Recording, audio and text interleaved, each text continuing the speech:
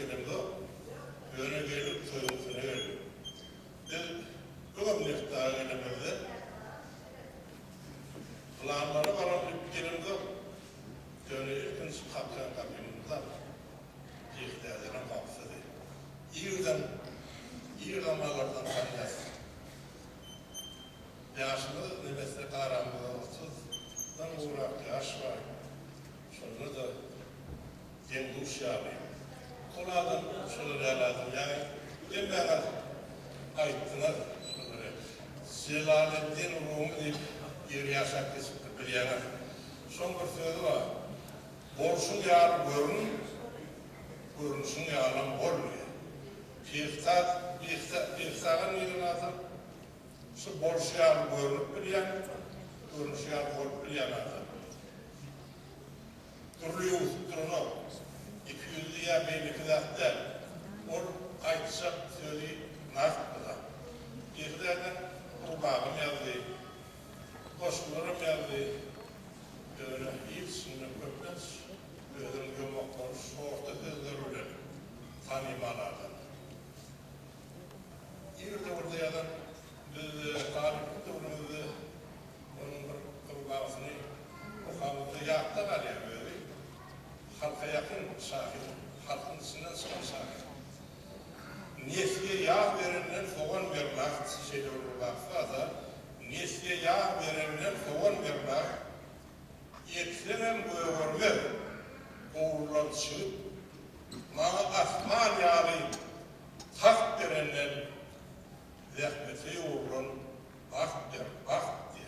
Şundan yardımda ağırlıktır, başka da yardımda ağırlıktır. Yanımda bağımsızlığı, öz zahmeti yararlı, bir değiştirir.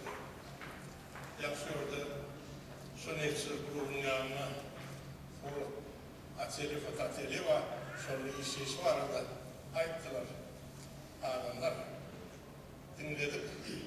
Dedim, şöyle işten de uğrarını, benim bir boşluğa yaptım, ceplerden uğrarını uğrattım, onu aşırı şeylerde yazdım boşluğu, yok, haf yaş, bir dokuz yılı şu sabıklar diye kitaptı. Yaşta bunu yapmış. Hayır, ama değerli var, paramda yok. Yok, paramda yok.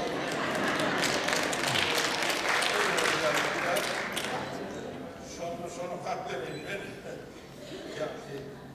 Görüp bize bir ihtiyarın sortu döneminin bağlaması diyelim.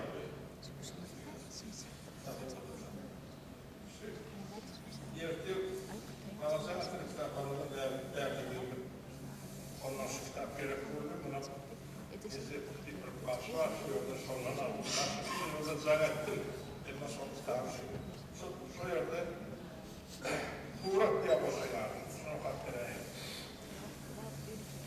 Nefsler grubunun yanına yerleşiye saklansa sokağa seviye aynen arasında atılıp koyulur kuratlarlamadan fiiller götürüyor. Aslar da fiillama yani değer, fiiller köyüne kuratı düşünceliğe himmet şadiyen yılbaşı atıyor, bir part nazartıyor onu gider. Sonra kökten böyle ernekli, ortak, ovruk bir surat şişleyen, gelenin gidenin demin tatlayan, ödeyişine zor surat şişleyen. Bunların bir günü yan ateliye, yeriktir, yerilip, bir kovalamayı, utan zamurunu şehir vermedip, suratı da düşük görmedik beni. İlk bir surat sayılır konuyu, ağzınızı yardımı düşünün.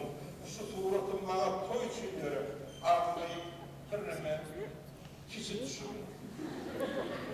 Olur muydu? Olur deyip surat erilip böyle veriyemez daha. Suratına yan böyle sen üzüm diyersin diye şu ağzı.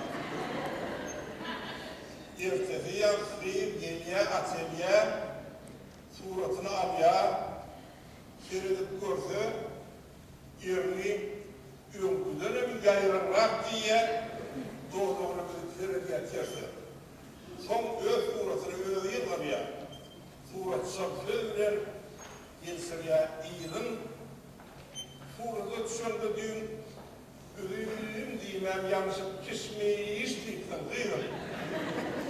Yeniden dur atölyede sor durup gelip seyrederler. Yıllar ya bir sizler filiplarını nefta efendim. Görgüler uğraşçı tağam diyecek.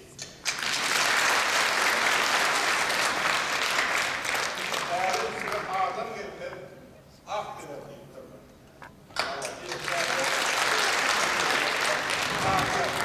Kavul.